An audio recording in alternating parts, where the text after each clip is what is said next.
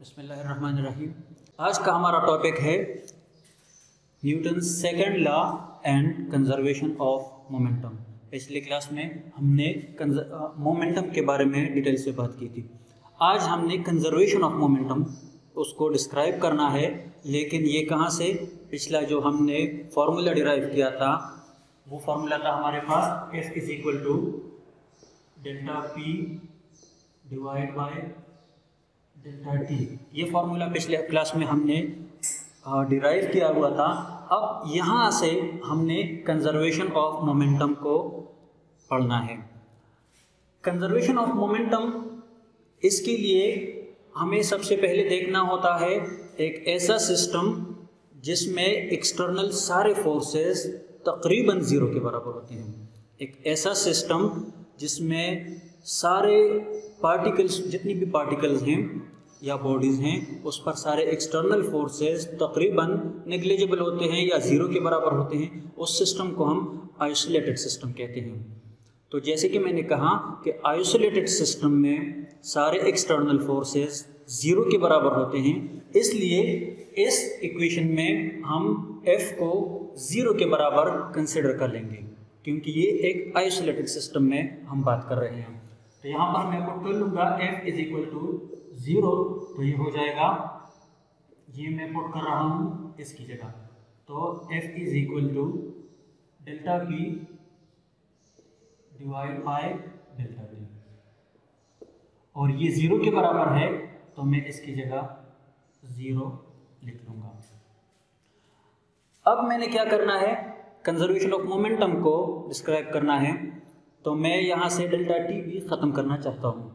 Delta T को ख़त्म करने के लिए हम देखेंगे कि ये डेल्टा पी के साथ प्रोडक्ट में है या डिवीजन में है। तो यहाँ पर इस वक्त ये डिवीजन में है, डिवीजन का उलट मल्टीप्लाई होता है, तो हम इसके साथ डेल्टा टी दोनों साइड्स के साथ मल्टीप्लाई कर लेंगे।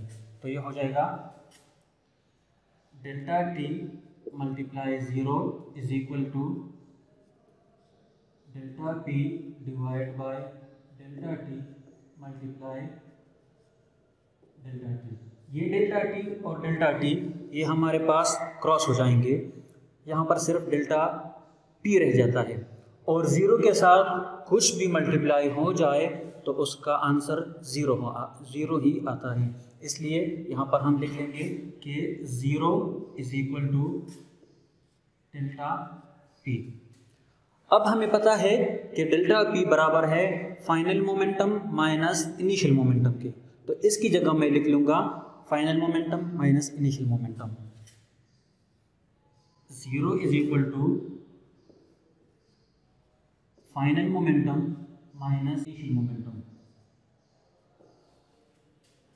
Final momentum minus initial momentum. अब अगर मैं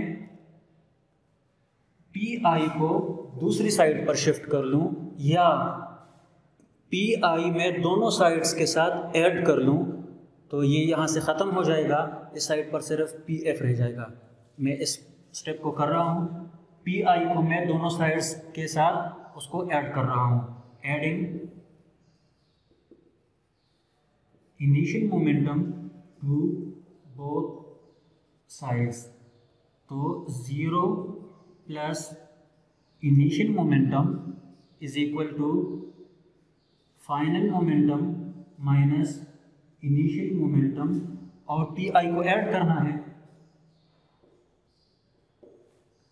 पी आई माइनस के साथ और पी आई ये पॉजिटिव है, तो नेगेटिव मोमेंटम और पॉजिटिव इनिशियल मोमेंटम ये दोनों क्रॉस हो जाएंगे, सिर्फ पी एफ रह जाएगा।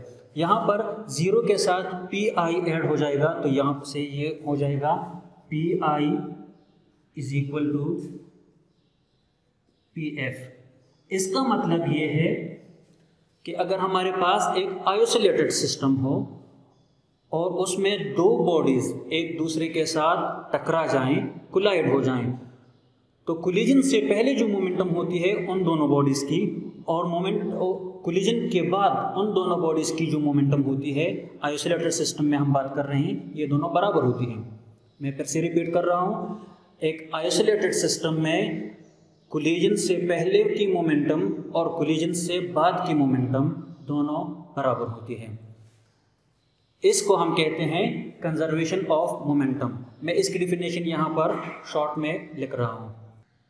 ये डिफिनेशन इसके मुताबिक इस तरह से रह जाएगा कि in the absence of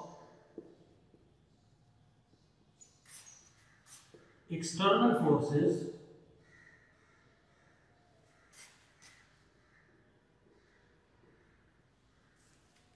momentum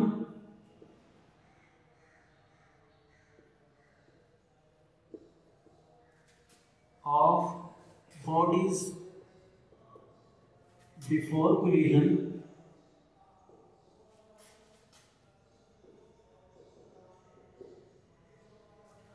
must always be equal to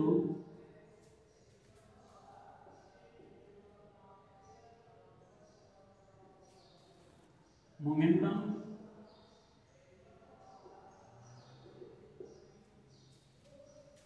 of bodies after collision.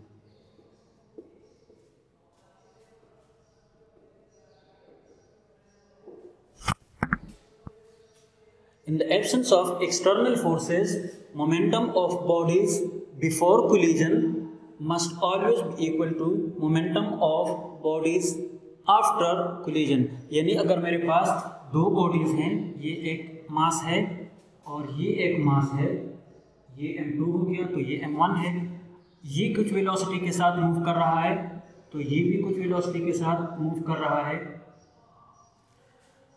तो इन दोनों की मोमेंटम अगर हम मालूम कर लें और फिर जब ये दोनों एक दूसरे के साथ टकरा जाएं, कोलाइड हो जाएं, उसके बाद जो मोमेंटम होती है उसको अगर हम मालूम कर लें तो क्या होंगी, इनिशियल मोमेंटम और फाइनल मोमेंटम डिफिनेशन के मुताबिक ये हमेशा के लिए इक्वल होंगे।